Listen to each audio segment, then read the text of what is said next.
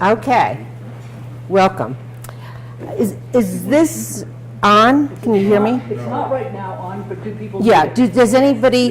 Yes, you would like it on? Yes. Okay, so you press go. There we go, green light, okay. All right, so the work that I've done in the last few months has been with some of my colleagues in South Carolina. As Dr. Haller said, I've spent many years looking at Superfund sites, and I very recently turned my attention here. My colleagues on this work include some graduate students, one PhD student, one master's student, as well as a colleague who is a biostatistician. So, what led to this study? First of all, since for about 10 years I had NIH, National Institute of Environmental Health Science, research money to study Superfund sites in South Carolina.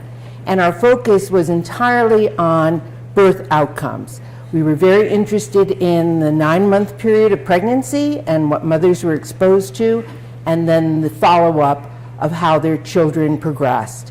We were able to do this with soil sampling, looking at many health records for people, and we had over 150,000 pairs, mother-child pairs, in South Carolina with a population of about 4.2 million people.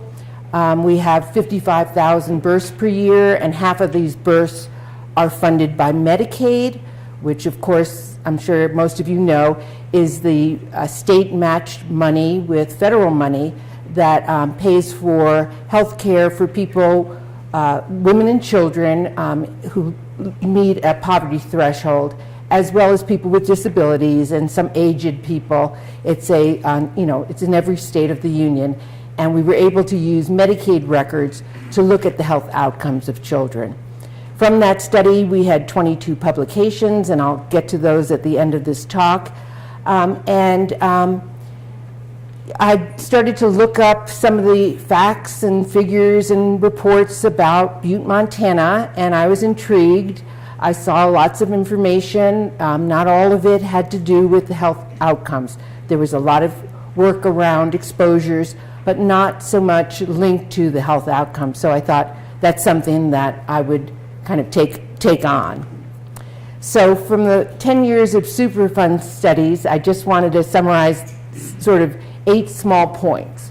One was that we developed a way to look at cluster analysis.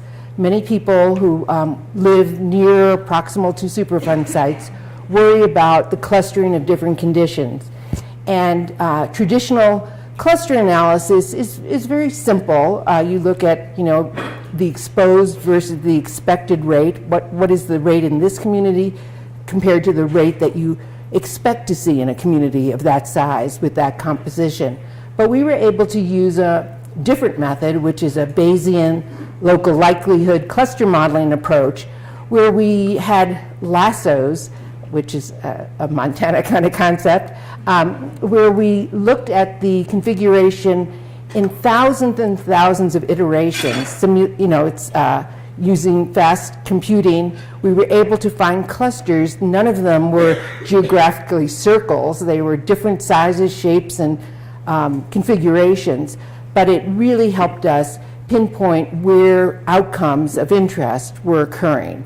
And then we were able to find gradients in the neighborhoods around those clusters where we did all of our soil sampling. So in our state, we had 10 different areas that included clusters, but also had a gradient of risk that went down to the normal risk. And we were able to figure out what the exposures were.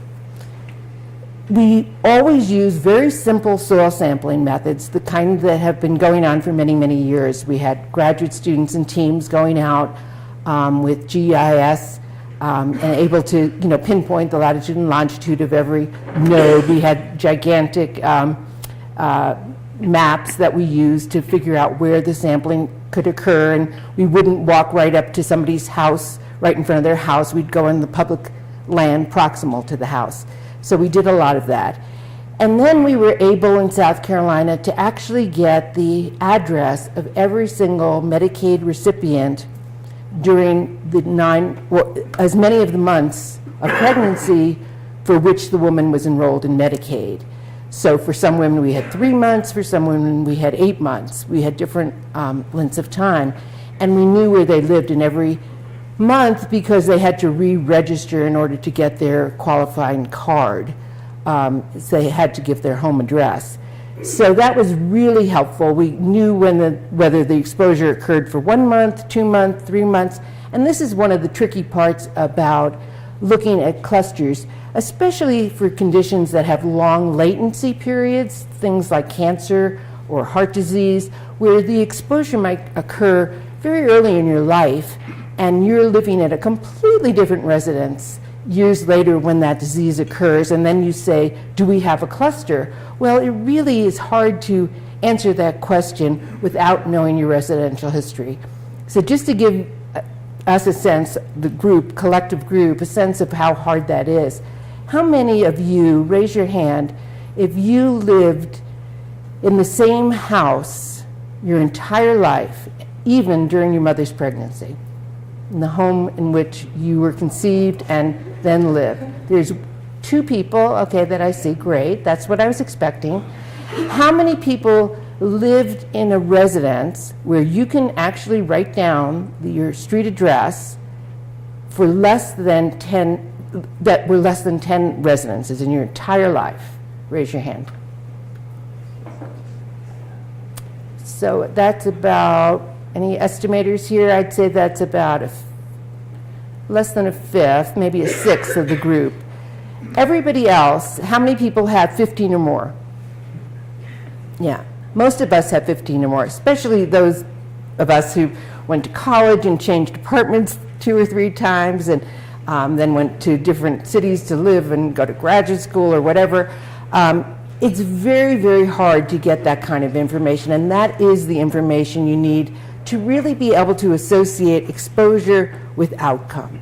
Now, we do this all the time. We do it, but I just want you to understand sort of the shortcomings and the challenges. And one of the things from my career, one of the lucky coincidences is that I've been very interested in the outcomes of pregnancy, because, you know, when babies are born and there's some defect or some problem identified, you have to think about the possibility of exposures during pregnancy, and that's a shorter period of time. It's a window that I can actually deal with. People don't move that many times during pregnancy. So the 25% of women in South Carolina who did move during pregnancy, most of them had 1 move. So we could really easily attribute exposure during that time period. So I just wanted to make that point. The other thing, you know, we always do when we study exposures and outcomes is look at what's the natural and the anthropogenic, the artificial, the industrial exposures that are the source of the metals that we find in people's blood, hair, nails, in their bodies.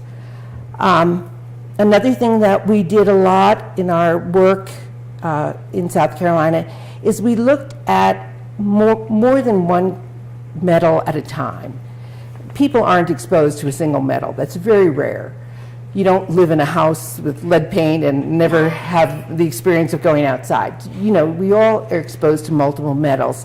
And the way they interact in a chemistry lab is one thing, and the way they interact in statistics is another. So we were able to look at the associations of different metals in the soil. And let me say that I'm a real proponent of soil sampling, because what comes down from the, we have air pollution and it all comes down to the soil. Water rises, groundwater rises, and we all, in the US, how many people take off their shoes every single day when they enter the house? Good for you. Good for you. You small minority. That's really good. Because most of us don't, and we're tracking in everything that's out there in the soil, everything that's out in the, and I'm not washing my hands every 5 minutes.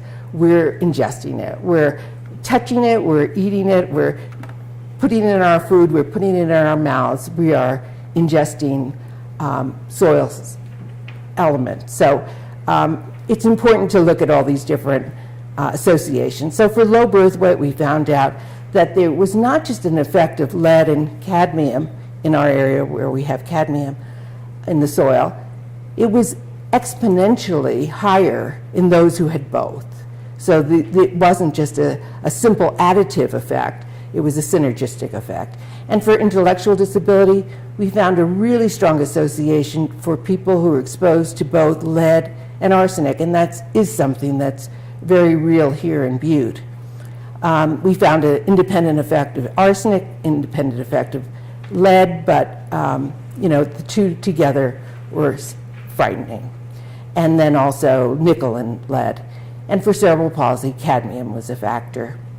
We also found that not all metals had the same effect on the fetus.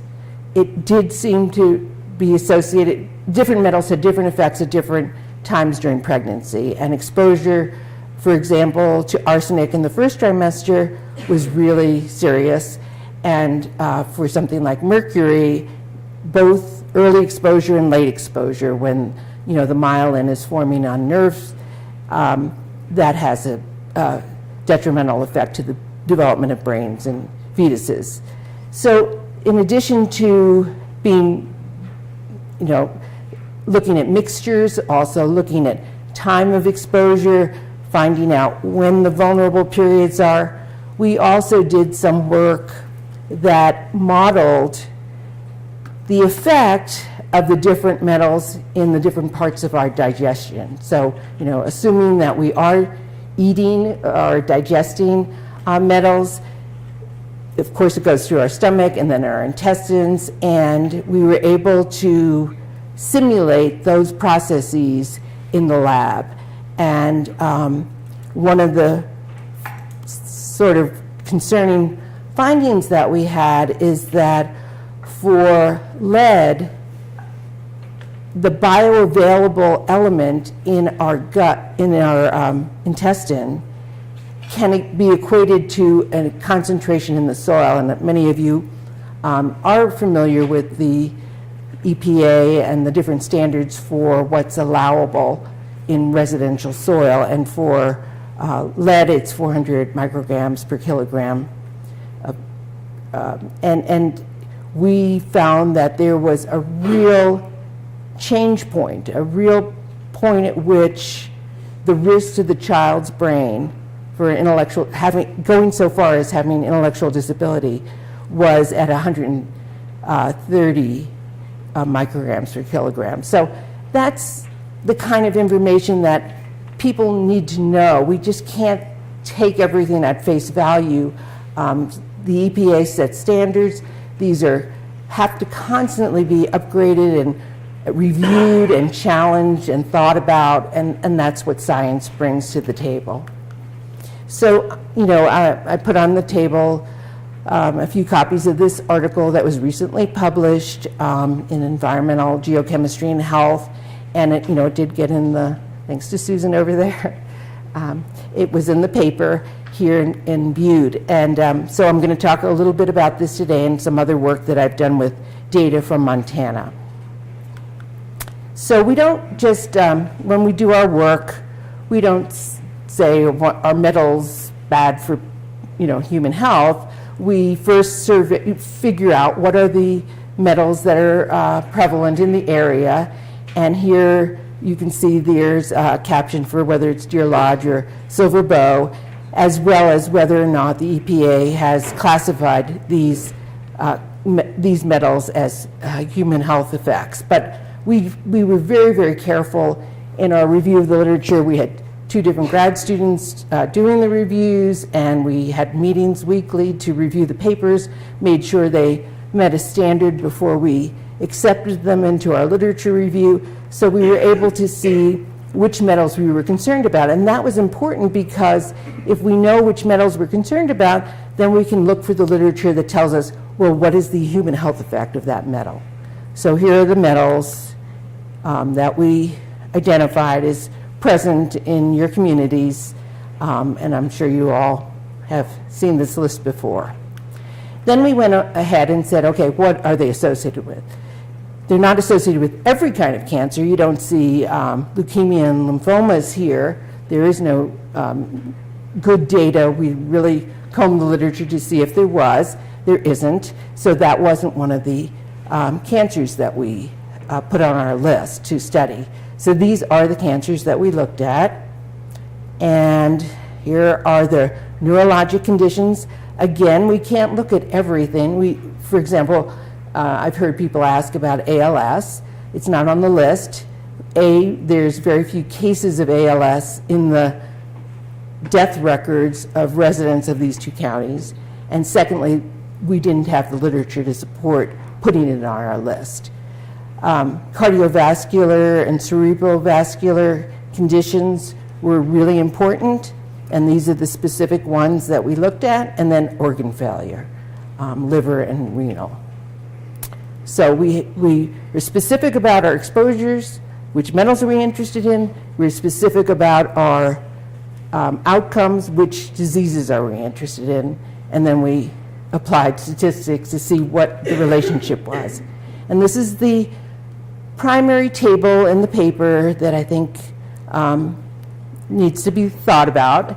And here are the top row is the observed number of deaths. We got this data from the Centers for Disease Control in Atlanta. There's a simple, it's called Wonder. It's the compilation of all the death records throughout the United States, and you can sort by county. So we were able to sort out Butte and, Silver Bow and Deer Lodge. And we put those together, and maybe it doesn't make the most sense to put those together, but the population of Deer Lodge is so low, it's 9,000 people, we really couldn't get good data for that small group. So we had to combine them. And we compared them to the other 54 counties of Montana. And so just to call your attention to some things here, you can see that for me, I was sad to see that for males at a young age, 35 to 54, they were 71% more likely to die of cerebral vascular or cardiovascular disease in these two counties compared to the rest of the state. That's pretty worrisome. For males a little bit older, 55 to 74, it was 41% higher, and on and on. And for women, likewise, 62% higher for that younger age group, 35 to 54, when you really shouldn't be dying of heart disease and stroke, cerebral vascular, as well as the older ages. And then you can see organ failure. There are higher rates in the younger population as well for males, a little bit older for the females. So all of that is, that's how you read it. And one of the things that we originally looked at was the overall mortality rate for the cancers, just those cancers that I showed you in the previous slide. And we grouped our conditions by these big four groups: cancer, cardiovascular, and cerebral vascular disease, neurologic, and organ failure, because of the numbers. We needed to have sufficient numbers. And we did see that there was heterogeneity. In other words, every age group had in the cerebral vascular and cardiovascular group, when you compare 36% increased mortality to some of these other numbers, 71, 46, 42, those are statistically significantly different enough that you have to model it individually by age group. It doesn't tell the true story if you group it all together. Less so for cancer, less so for organ failure and neurologic conditions. And please do note that neurologic conditions, the ones that we picked out to study, were not elevated. The other thing about this table that tells the story of Butte is that although there's active mining going on every day here, there's also the Superfund site.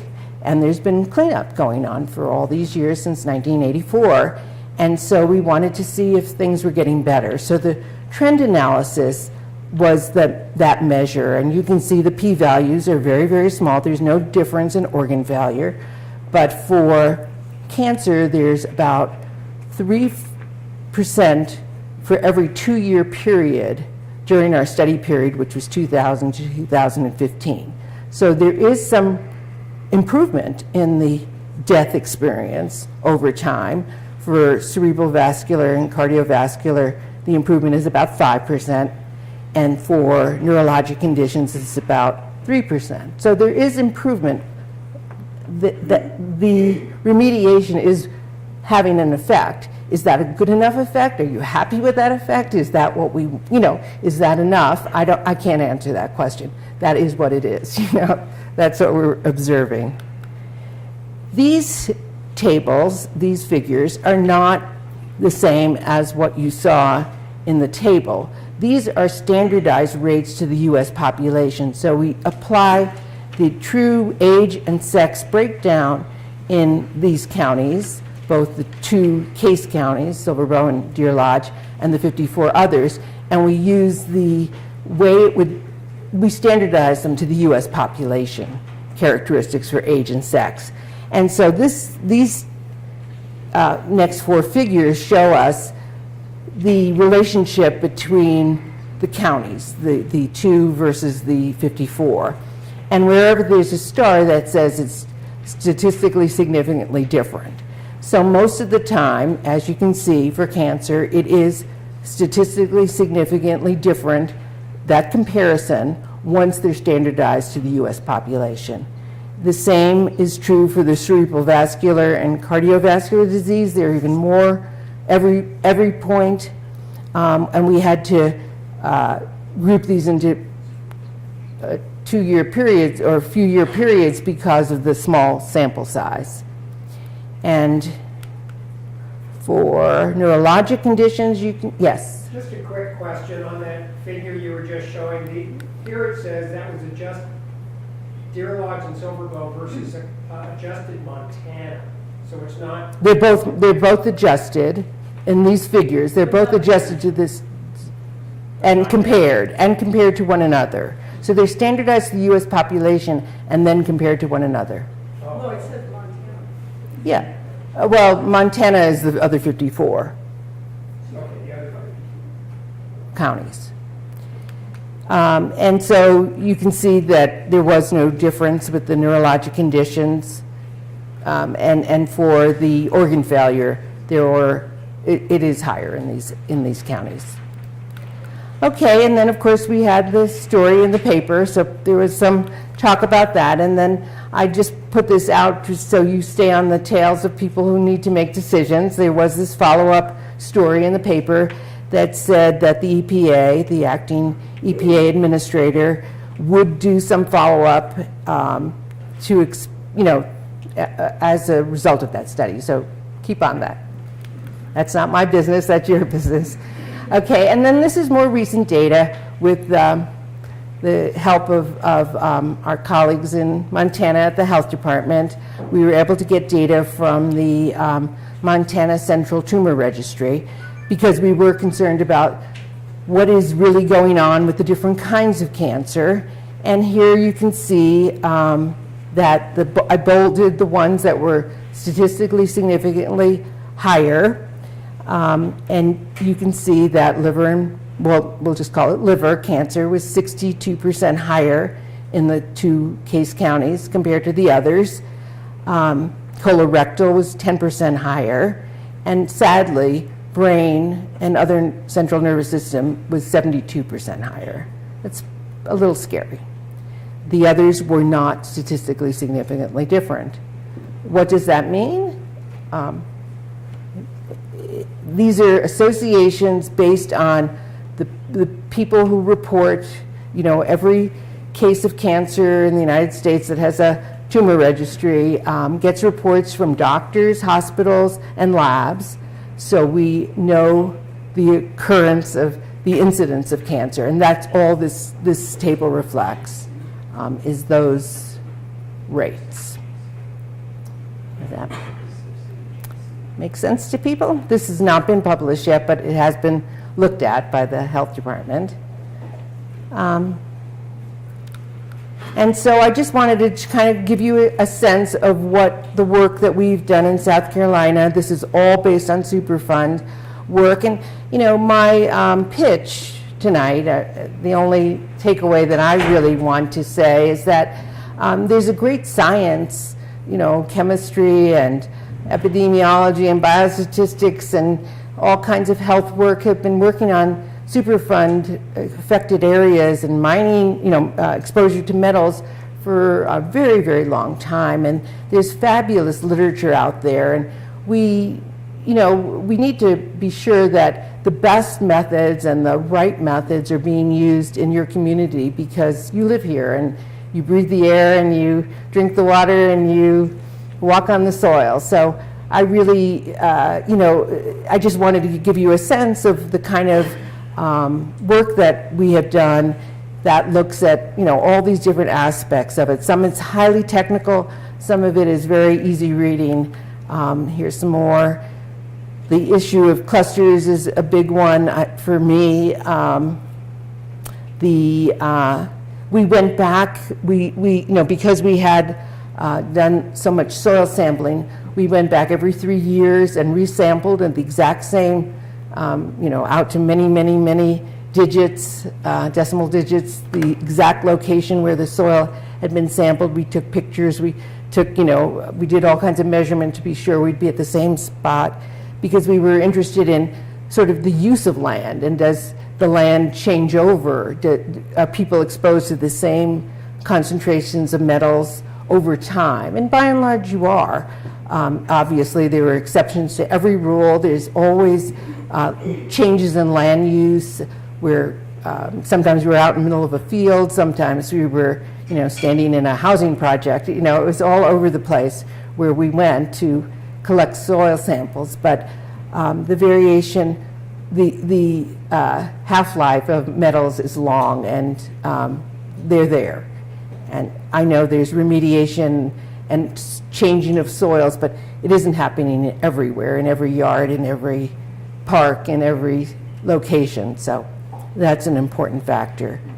A lot of the work that we did was to the credit of the biostatisticians who worked on this. There's a lot of meetings at NIH and NIEHS, which is National Institute of Environmental Health Science, strictly on analyzing complex mixtures, metals particularly. And our biostatistician who I work with, who's on many of these papers, went to all those meetings, and everybody, you know, there was a consensus that Bayesian modeling was the only way to get accurate results. They had, you know, everybody brought home, they sent out data sets ahead of time, everybody worked on it, they go to these meetings, they bring their results, and everybody looks at it, and then, you know, there's a consensus, and Bayesian modeling is the way to go when you're talking about spatial relationships. So that's important. And, you know, so I guess I'm saying, I think people who are bringing science to you ought to be up to date and using those kinds of methods. And here's some more of the papers that we did, just to show you the sort of range. So, and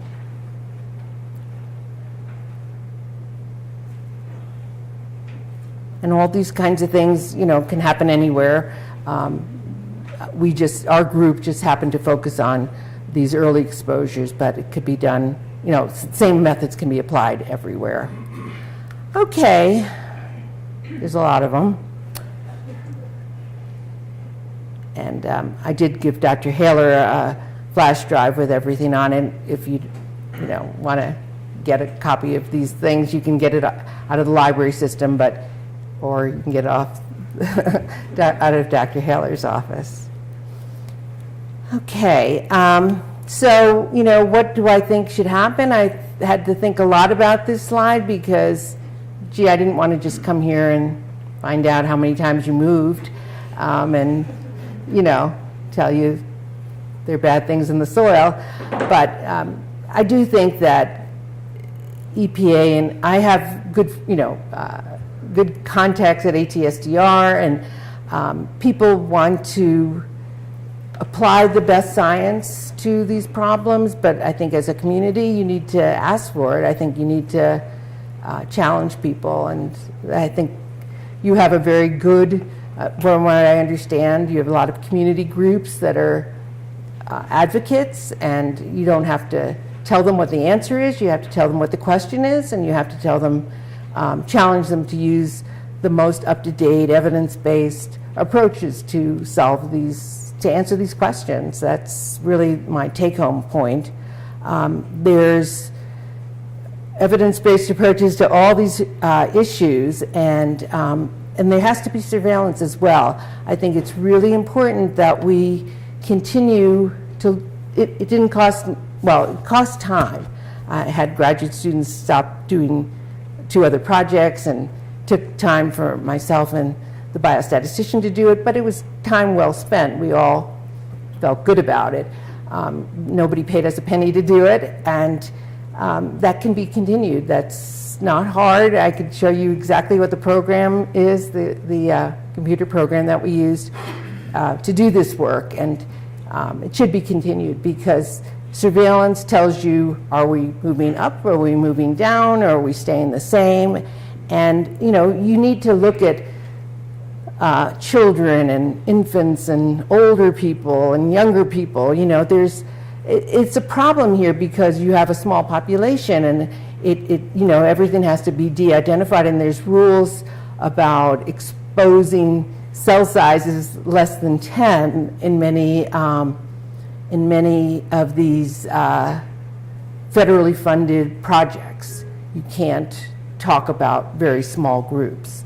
But anyway, the work can be done. You put some things together and add a few years together, and you can usually get the answer. So that's what I think the take-home message is challenge the people who come here and work with you, and use your resources. You have really smart people at Montana Tech and great students, and a lot of good work can come, and it should.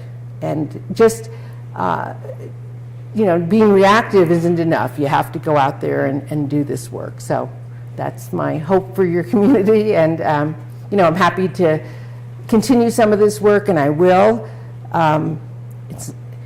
It's some of it's gotten started, and there's an idea for a pilot project that we're doing, and we're hoping something will come of that. But there's a lot of people like me. I'm cheaper by the dozen. There's a lot of epidemiologists around, and you have really smart people at the health department. Yes. I have I guess a simple 2-part question. They're related. You said things are getting better over the period of time that Superfund's here. The first part of my question is there any way of determining that the cause for that improvement, even if it's slight, is being caused by the Superfund remediation? Yeah. And the second one that follows from that, based on this study, because it has implications for public health, economic development, is Butte a safe place to live? Yeah, that's a question you'll have to answer. But I mean, in terms of the an ecologic study can't tell you why. It can tell you what happened. I think this is the truth. I think this isn't wrong. I think enough people have. One of the things that we do in my office, and I think many science offices do this, is I never let anything out the door unless 2 people independently did the analysis. So sometimes it's me. In the old days, it was always me. But in the new days, where I have more funding, I get 2 different graduate students. They're allowed to talk to one another, but they cannot share code. They never can look at each other's code, and we reconcile until we get to the truth. So I don't know. We can't say why. These are associations. It's just like the cigarette and lung cancer problem. Can we randomize people into smoking and not smoking? No. Can we tell people you live in Butte and you don't? No. So there's error here. But there's lots of factors in human health, but I think these are true associations. That's all I can say. Do you know what I mean? What about the second part of the question? Based on this data, if Should you were live looking here? at locating a business here, would this give you pause or not? I feel funny answering that question because everybody has to come to that. I really think you need to read and understand what we know about living here and make your own decision. And you know, some of you have lived here 3 years and some of you have lived here 50 or 60 or 70. There's a difference. Your exposure is different. So I really can't. My son lives here. My granddaughter lives here. My daughter-in-law lives here. Yes. I think your study is very interesting. A little louder. I said I think your study is interesting. I think it's valid. I think it's important to look at the soil content, like you said, dragging it into your house.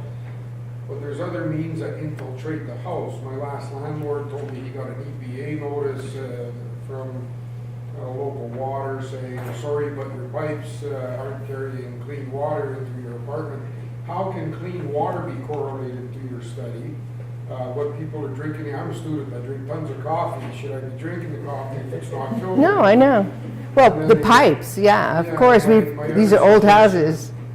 To validate the information that you're giving is, you know, I worry about my son Festus here, and I've never seen so many pets with cancer in my life. And there may be a stronger database that you can gain without violating human rights by talking to veterinarians about the levels of cancer in pets in these counties. Animal studies are valid as well. Of course, yeah.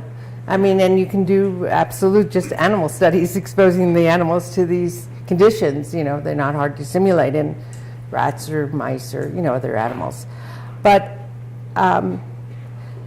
there's many approaches to these things, and I'm an epidemiologist, and I look at big data sets and churn the data and try to make associations, and I don't go in hoping it's going to be bad news. I go in hoping it's going to be good news, and I did that here too. So it is what it is, and you know, I think that what I support for your community is good science, and hope that the people, you know, here in this room are part of that.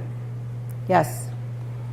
So I'm curious, you got this data essentially from the Death Department in Montana or No. from the CDC? The CDC. You sort by county. Right, and what does it look like? Like if Yeah. many people Okay. who die, Oh, yeah. they may have like had a heart attack or got run into Oh, by of a course. car, but then Yeah. it turns out they had this horrible cancer too, and I have no idea. No, there's like 20 fields across, so there's a primary cause of death, respiratory failure, heart failure, you know, very often.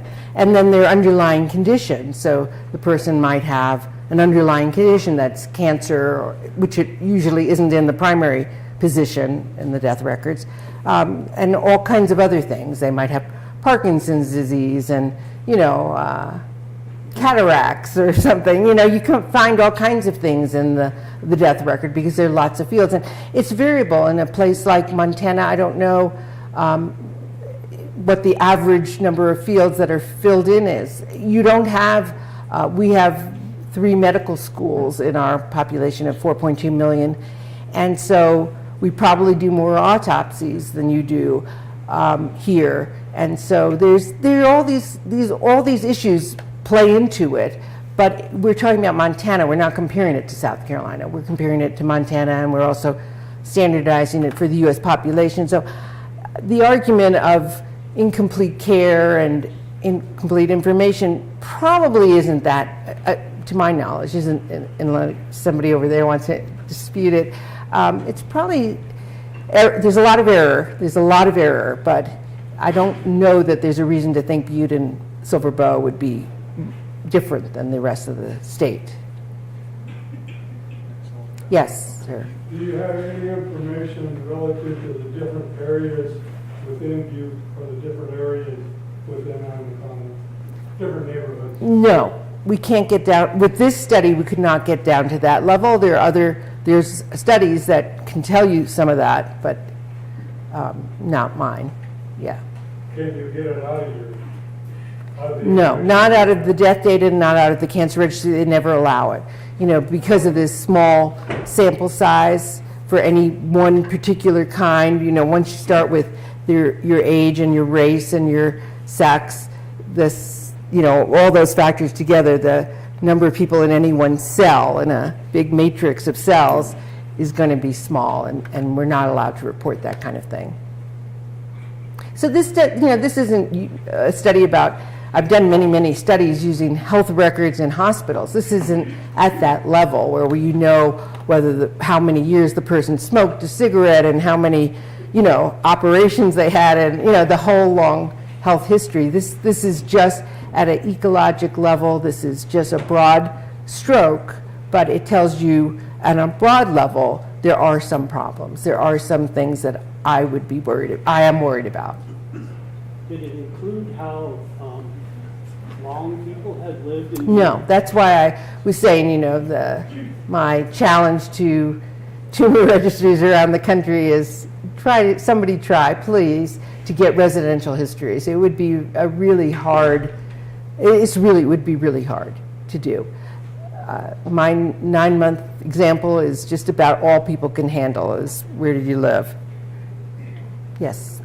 One thing they tell us is that the lead issues, as far as our children are concerned, really have probably been taken care of.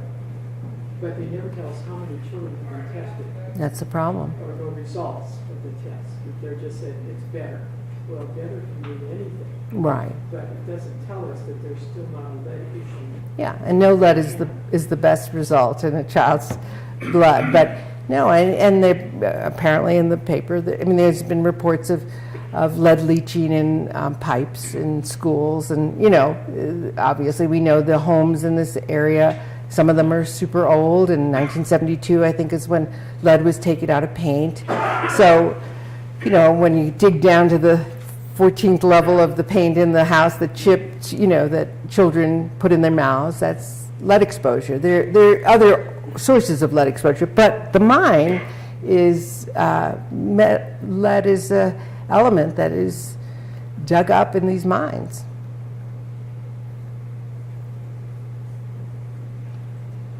Sir. I need to censor myself because I'm politically active. Okay. And you seem to have some experience in dealing with the EPA over a number of years. And Kay and I belong to the Union of Concerned Scientists. And we know in terms of global climate change, there was a lot of disruption in terms of what the EPA was doing back with this administration. I wonder if you just address that in your own field. Well, If you could, without being embarrassed by it. no, I think that it's really a matter of engaging people. You know, I live driving distance to Atlanta, and the ATSDR people there, I know a number of them, and you know, we're a community of scientists, and people meet and talk about things, and you try to give a pitch to move on to a new level, or to look at it another way. And you know, I was meeting with the students this afternoon for lunch, and you know, my biggest thing with students is it's all about the question. Ask the right question. Don't spend all this time and energy figuring out how you're going to analyze something. First, find the really important question. That's what makes a great career. Knowing the literature, knowing what's out there, and saying, from all that I learned from the literature, all that I learned from my teachers, all that I learned from, you know, the readings I've done, what's the next important question? And once you have that, it's a breeze to figure out how to analyze it, how to design the study. It might cost money, and it might take time, and it might take effort. For me, everything, this has been like rocket speed that we did this work. Everything I do takes 5 years, basically. No matter what I do, it just, from start to finish, it's 5 years. It's an idea, it's a thought, it's a preliminary work, it's scratching the surface and then moving on. So I think we have to engage people at the EPA, but a lot of this can be done without them and presented to them. So that's my pitch. Yeah. Yes, I wondered about synergism and mechanism of the different metals. Probably 25 years now since I read the first ATSTR report about you, which was just nothing. I mean, they just told our history. And then asking over these many, many years if we couldn't see how those metals interact with each other. Just looking at the ones that EPA has allowed to be called contaminants of concern. Right. And to my knowledge, we still don't have a complete picture of that. They said, oh yes, we have the synergism of metals, but I think they've only looked at about 2 of them, or maybe 3. And have you done more than that? Well, that's what I was referencing, the not myself, but our statistician, our biostatistician, has been going back and forth up to Raleigh, Durham, where NIEHS is located in North Carolina, to these workshops where they're really working on the mathematics and the statistics of mixtures. Because when you start getting out to these vectors, you know, with so many dimensions, with all these metals, it's very highfalutin math. It's well beyond my, knowledge base. So that's really important. That's critical to our understanding of what happens to people. And sure. With regard to the same thing, where we live in the boulder batholith, which is granite, as it decomposes into quartz, monzonite, and we have had, underground miners getting what we call miners' con, which is silicosis. And IARC in 1996 named crystalline silica a 1A carcinogen. The U.S. government has done nothing about it. And yet, when we're looking at all these different metals here in Butte, there is another one that should be looked at as to how it interacts with the other lead, cadmium, and Arsenic. Yeah. No, I'm an advocate for more science, and sadly, there's not enough money in science these days, right? We have trouble getting grants. There's not enough money coming through the pipeline. Citizens have to value it. That's what makes the world change. So, ask, yeah, I'm not sure what the real answer is. Yes. We're getting close to our goal in EPA and the state, all the agencies wanting to have a consent decree signed. Right. And after that's done, they probably will have to run the rod and do some changes. Should we be pushing for a better study of the health of the community before we allow all of this to happen? I would. I mean, it's kind of, it's not that hard to design the study when you know the question, and I think you guys know the questions. What's happening to our children, what's happening to people who've lived here a long time. The answers are here. Yes. Can anyone deduce or take away from your study that the incidences of the diseases that are high in Butte compared to the national average were caused by exposure to the heavy metals that are here in Butte? Can that causal link be established?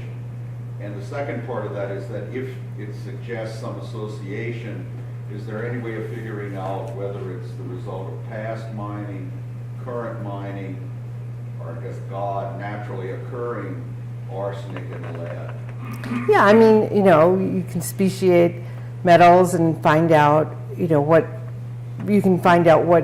the human absorption can be. I mean, yes, I think everything that you just described is understood to some degree, and the science is there to help us look at those associations. You can have animal models, of course, you feed the animals arsenic and see what happens. I mean, you can't do that to humans, but that's what my literature search at the beginning was all about. What is the evidence? What do we know? What are the metals? And then what do we know these metals are associated with?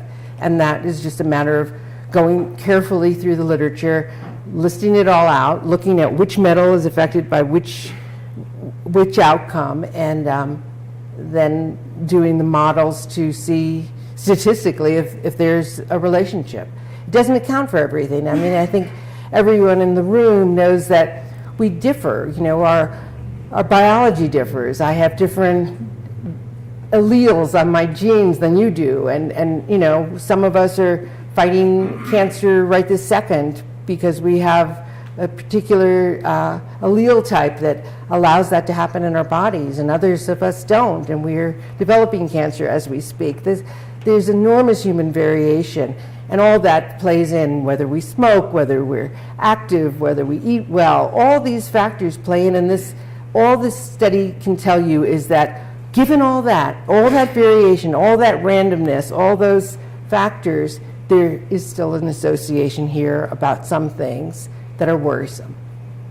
Is there any environmental justice differentiation in your study that low-income citizens, because Butte has a large environmental justice community on the Hill, that the toxics of concern that might not impact a non-poor person because they have access to health care, better diet, better housing, will be more pernicious with low-income citizens?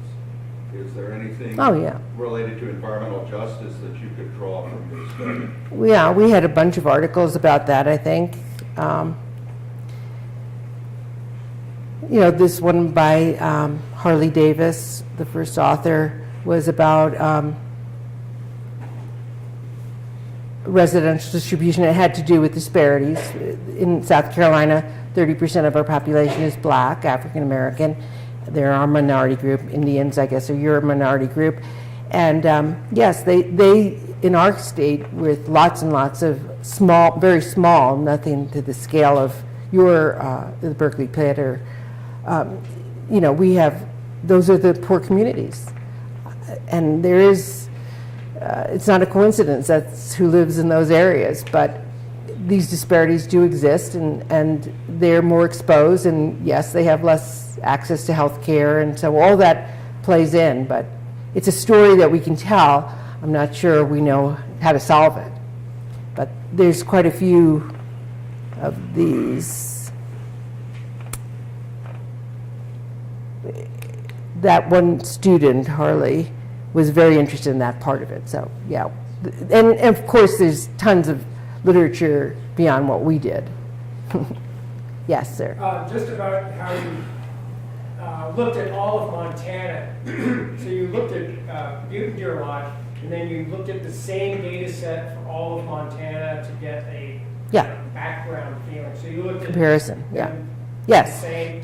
Deer Lodge, Silver Bow, compared to the 54 other counties. Right, and so I do wonder whether, if there might be value, you know, down the line for somebody or somebody else to look at more demographically similar counties, like I'm just thinking Great Falls to Butte, or that there may be other comparisons to do within that, basically that same data set, because we may not compare as well to Billings, for instance, Right. just demographically.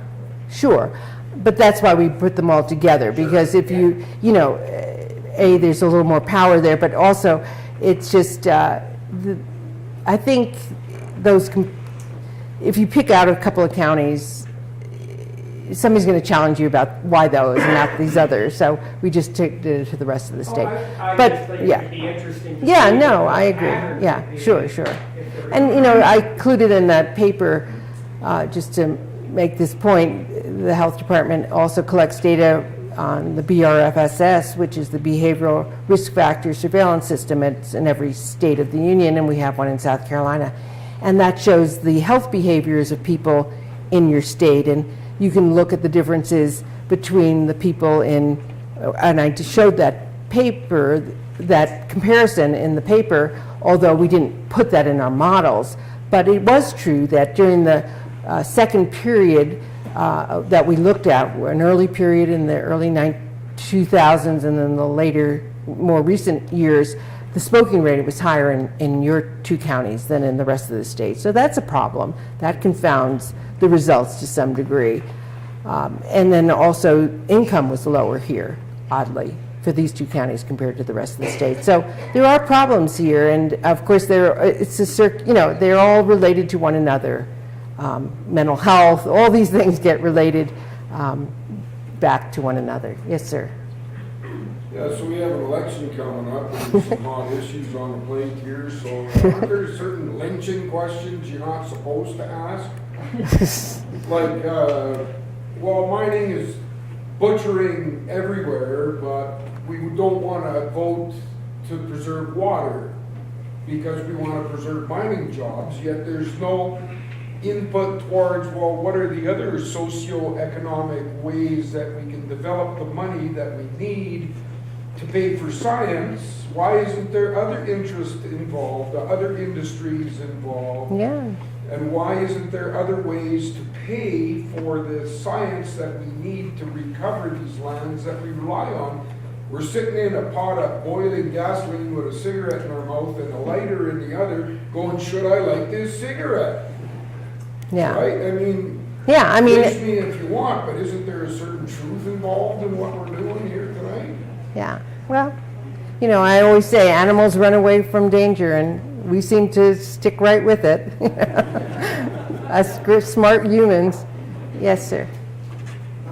We've been told several times, the DSTR, state health department, and local health department, that our mortality rates are really statistically the same as the other counties in the nation. Do you think there's a way to look through these data and come to that conclusion legitimately? Well, yeah, if you group does anybody from the health department want to say something? Yes, please. So what we've reported out in the past is we have looked at mortality rates for cancer. We looked at it separately for Butte, Silver Bow County. We did that in 2012. And we did that recently for Deer Lodge County, and by recently I mean just this year. We calculate our rates differently than how Susan did in her study that she presented tonight. We use underlying cause of death, the primary cause of death is listed on the death certificate rather than looking at the multiple causes of death.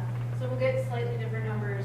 So in terms of cancer, what we were finding in terms of all types of cancers is that Deer Lodge County was similar to the rest of the state of Montana, same with you.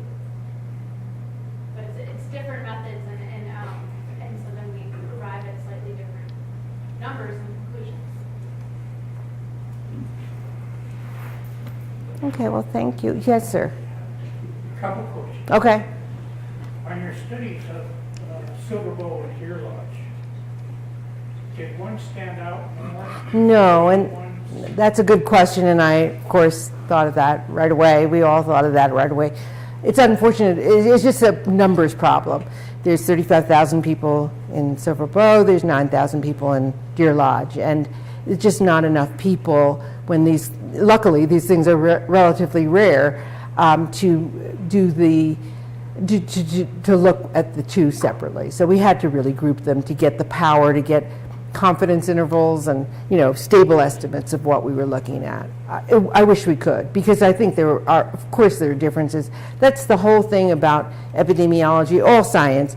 You just have to keep peeling back, getting to smaller groups, and there'll be something there. There's something there. The last one I got is on opportunity. Their route seems to be through the court system. Oh, yeah. Have you been approached by the opportunity people with your report? No. To go in, if they could use your report? No, I mean, I've been an expert witness, but I've not been an expert witness about this, so don't call on me.